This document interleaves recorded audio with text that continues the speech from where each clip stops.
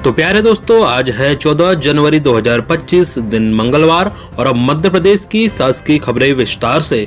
इससे पहले अगर आप हमारे चैनल पर नए हैं तो चैनल को जरूर सब्सक्राइब करें और कमेंट कर बताएं कि आप वीडियो कहां से देख रहे हैं।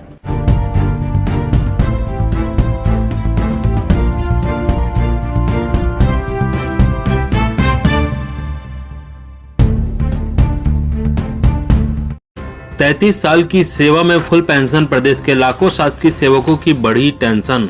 मध्य प्रदेश में अधिवार्षिकी आयु 33 वर्ष में फुल पेंशन का फार्मूला शासकीय सेवकों की सिरदर्दी बढ़ा रहा है। कारण है कि इस दायरे तक पहुंचने के पूर्व ही अधिकांश अधिकारी कर्मचारी सेवानिवृत्ति के नजदीक आ जाते हैं, जबकि 6वें वेतनमान आयोग की अनुशंसा में केंद्र सरकार अपने कर्मचारियों के लिए यह व्यवस्था लागू कर चुकी है। अन्य तमिलनाडु, आंध्र प्रदेश सहित अन्य राज्य की भी सुविधा दे रहे हैं, लेकिन मध्य प्रदेश में सरकार ने इस गंभीर विषय पर कोई निर्णय नहीं लिया है। केंद्र शासित राज्यों में दिल्ली, असम, नागालैंड, मेघालय सहित अन्य राज्यों में सरकारी कर्मचारियों की सेवा पूर्ण करने पर कुल पेंशन का पात्र माना जा रहा है, जबकि मध्य प्रदेश में 33 साल की सेवा पूरी करने पर यह प्रासंगिकता सुविधा दी जा रही है। अब राजकीय कर्मचारी सवाल उठा रहे हैं कि काम और योजना के क्रियान्वयन में उनका निरंतर योगदान है, तो आखिर यह भेदभाव क्यों किया जा रहा है। तर्क दिया जा रहा है कि वैसे भी प्रतिस्पर्धा इस दौर में कोई भी बेरोजगार 30 के बाद 35 या 40 साल की आयु में सेवा में आता है। 20 से 25 साल की सेवा करने के बाद उसकी रिटायरमेंट उम्र 60 साल हो रही है, वह सेवानिवृत्त हो जाता है। ऐसे में कैसे वह 33 साल की सेवा पूर्ण कर सकता है। फुल पेंशन का लाभ 20 साल की सेवा में पाने के लिए प्रदेश के कर्मचारी पिछले 5 साल से सरकार के समक्ष पक्ष रख रहे हैं। पूर्व मुख्यमंत्री शिवराज सिंह चौहान को कर्मचारियों के संगठनों ने संवाद के दौरान यह समस्या बताई। पूर्व चीफ सेक्रेटरी के सामने भी यह समस्या रखी गई, तब उन्होंने विधि विभाग से सलाह लेने की बात कही थी। यह अभिमत आज तक सरकार के समक्ष नहीं पहुंच पाया है। जनवरी का वेतन 2225 रुपए की वृद्धि व 9 माह के एरियर के साथ मिलेगा। प्रदेश के आउटसोर्स और अस्थायी कर्मियों सहित 2.5 लाख से अधिक श्रमिकों के लिए खुशखबरी है। इंदौर हाईकोर्ट के सरकारी अधिवक्ता भुवन गौतम ने अभिमत दिया है कि दैनिक वेतनभोगी कर्मचारियों को नवीन वेतन वृद्धि का लाभ 1 अप्रैल 2024 से एरियर सहित दिया जाए। अब प्रदेश के दैनिक वेतनभोगी कर्मचारियों एवं श्रमिकों को जनवरी माह का वेतन 2225 की वेतन वृद्धि एवं 9 माह के एरियर के साथ मिलेगा। मध्य प्रदेश कर्मचारी मंच दैनिक वेतनभोगी के प्रदेश अध्यक्ष अशोक पांडे ने बताया कि मध्य प्रदेश के सीएम डॉक्टर मोहन यादव ने जुलाई 2024 में ग्वालियर की एक सभा में आउटसोर्स और अस्थायी कर्मियों के वेतन में 2225 रुपए बढ़ाए जाने की घोषणा की थी। इस घोषणा के खिलाफ एमजी टेक्सटाइल्स मिल्स एसोसिएशन ने इंदौर हाईकोर्ट में एक याचिका दायर कर वेतन वृद्धि की अधिसूचना को चुनौती दी थी। इसके बाद उक्त मामले में इंदौर हाईकोर्ट द्वारा स्थगन दे दिया गया था। बाद में इस स्थगन को इंदौर हाईकोर्ट ने अगली सुनवाई में 3 दिसंबर 2024 को निरस्त कर दिया।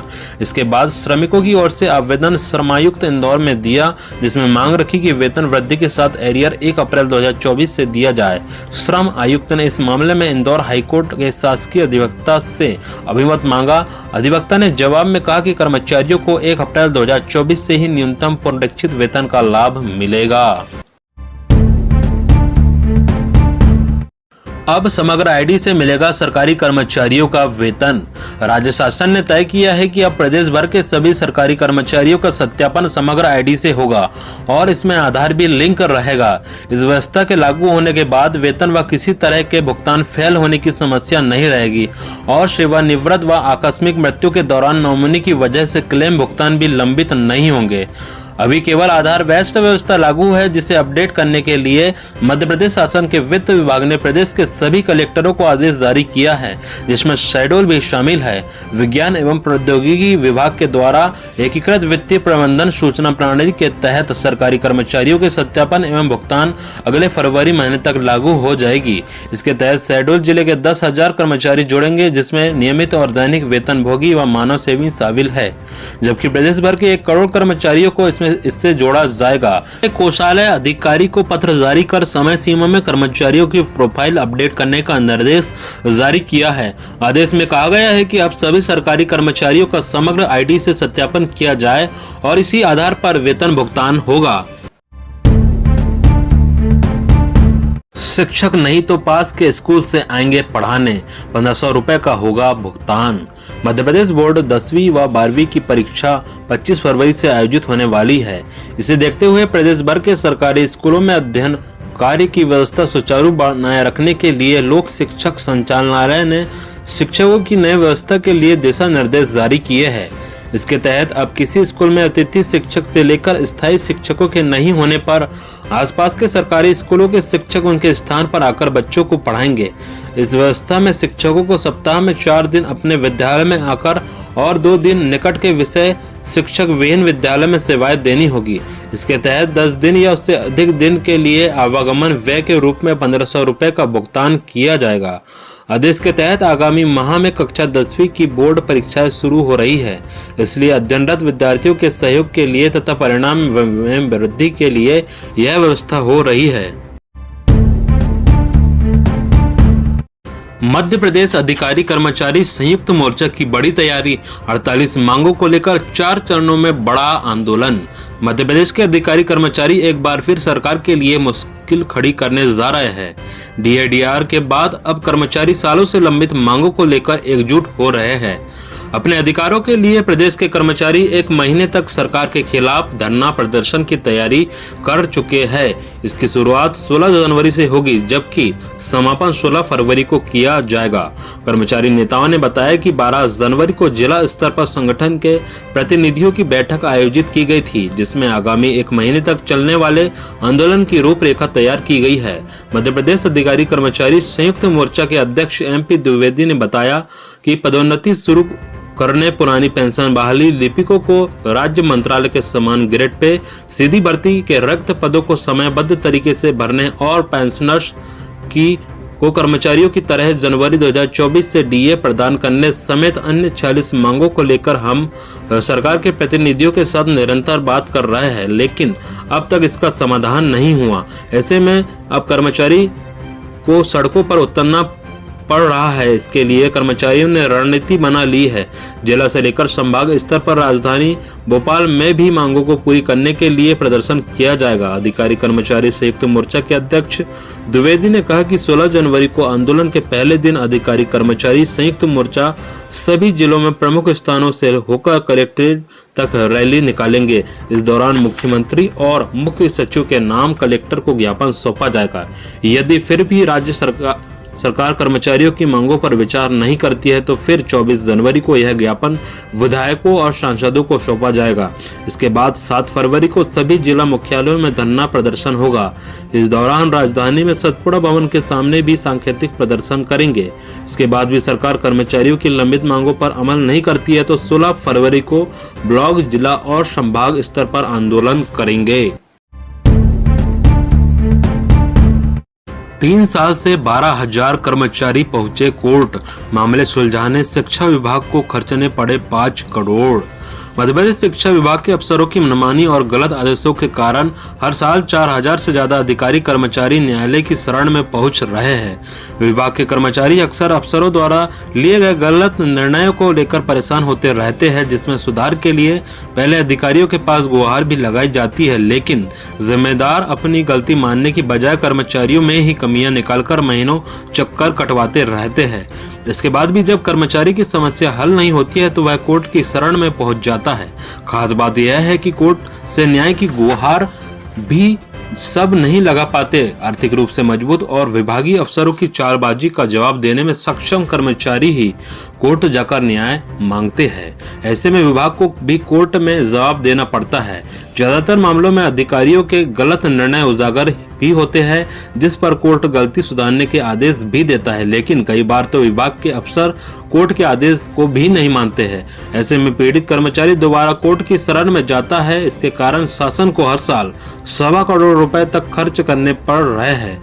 बीते 3 साल के रिकॉर्ड को समझे तो 12,000 से अधिक मामले कोर्ट में पहुंच चुके हैं, जिनमें शासन की ओर से 5 करोड़ रुपए तक खर्च होने का अनुमान है। इधर मध्य प्रदेश राज्य कर्मचारी संघ के महामंत्री जितेंद्र सिंह राजपूत का कहना है कि उनके द्वारा भी विभाग के गलत निर्णयों को लेकर कर्मचारी हित में वरिष्ठ अफसरों से गुहार लगाई जाती है, लेकिन अफसर सिर्फ अपने हिसाब से ही विभाग को चलाते हैं।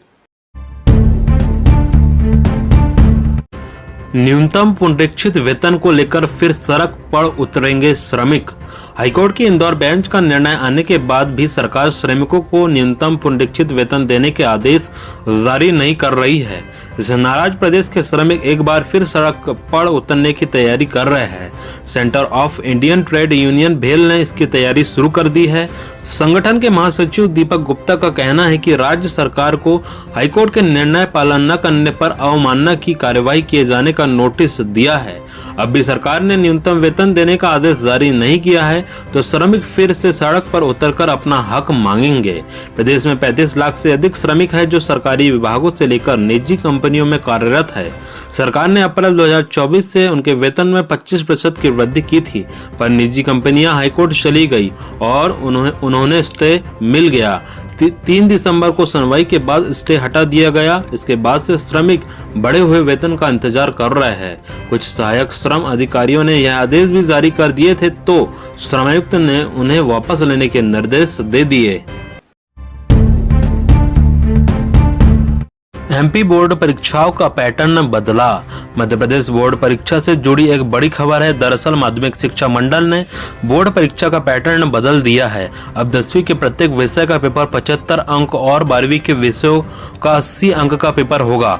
माध्यमिक शिक्षा मंडल ने प्रश्नों का पैटर्न वेबसाइट पर अपलोड कर दिया है। माध्यमिक शिक्षा मंडल ने बोर्ड परीक्षा का पैटर्न बदल दिया है। 10वीं के प्रत्येक विषय का पेपर 75 अंक और आंतरिक मूल्यांकन 25 अंक का होगा, जबकि 12वीं का नॉन प्रैक्टिकल विषयों का 80 अंक और आंतरिक मूल्यांकन 20 अंक का होगा। वहीं प्रायोगिक विषयों का एग्जाम 70 अंक और प्रैक्टिकल पेपर 30 अंक का होगा। माध्यमिक शिक्षा मंडल ने एक सूचना पत्र जारी किया है जिसमें लिखा है कि हाई स्कूल हायर सेकेंडरी परीक्षा वर्ष 2024-25 के लिए परीक्षा पैटर्न के आधार पर प्रश्न पत्रों के पैटर्न की जानकारी के लिए मुख्य विषयों के अभ्यास के लिए सैंपल पेपर मंडल की वेबसाइट पर अपलोड किए गए हैं। इसमें अंक योजना के साथ साथ हर प्रश्न के पैटर्न की जानकारी दी गई है। पीएफ कोष को पेंशन में बदलने का विकल्प संभव। केंद्र सरकार सेवानिवृत्ति के बाद बुजुर्गों को सामाजिक सुरक्षा के तहत व्यापक लाभ दिए जाने के विकल्पों पर विचार कर रही है। इसके तहत कर्मचारी भविष्य निधि संगठन से जुड़े कर्मचारियों को अपने पीएफ कोष को पेंशन में बदलने का विकल्प दिया जा सकता है। इससे सेवानिवृत्ति के बाद कर्मचारियों को ज्यादा पेंशन मिल पाएगी। संभावना जताई जा रही है कि आगामी वित्तीय वर्ष 2025-26 के बजट में भी सरकार सामाजिक सुरक्षा को लेकर ऐलान कर सकती है। सूत्र बताते हैं कि केंद्र सरकार के निर्देश पर श्रम एवं रोजगार मंत्रालय पहले से सामाजिक सुरक्षा योजना का दायरा बढ़ाने के विकल्पों पर काम कर रहा है। नए विकल्पों के तहत कर्मचारियों को कई तरह की सुविधाएं दी जाएगी। ईपीएफओ से जुड़े सदस्य पीएफ कोष में से जमा धनराशि को सेवानिवृत्ति के समय पेंशन के तौर पर परिवर्तित कर सकेंगे। इसका मतलब है कि सेवानिवृत्ति के समय किसी कर्मचारी को लगता है कि उसे बुढ़ापे में पेंशन अधिक चाहिए तो वह कोष में जमा धनराशि को पेंशन कोष में डाल सकता है। इससे पेंशन के तौर पर मिलने वाली धनराशि बढ़ जाएगी। तो प्यारे दोस्तों, इस प्रकार की सभी महत्वपूर्ण जानकारी थी। दोस्तों, जानकारी अच्छी लगी हो तो वीडियो को जरूर लाइक कीजिए और अगर आप हमारे चैनल पर नए हैं तो चैनल को जरूर सब्सक्राइब करें ताकि मध्य प्रदेश के सभी शासकीय कर्मचारियों, पेंशनर्स, संविदा, आउटसोर्स, दैनिक वेतनभोगी सभी कर्मचारियों के बारे में आपको महत्वपूर्ण जानकारी सबसे पहले मिल सके। और दोस्तों, इस वीडियो को अपने दोस्तों के साथ जरूर शेयर करें ताकि सभी दोस्तों तक ये जानकारी पहुंचे। और दोस्तों, कमेंट कर बताएं कि आप वीडियो कहां से देख रहे हैं। धन्यवाद।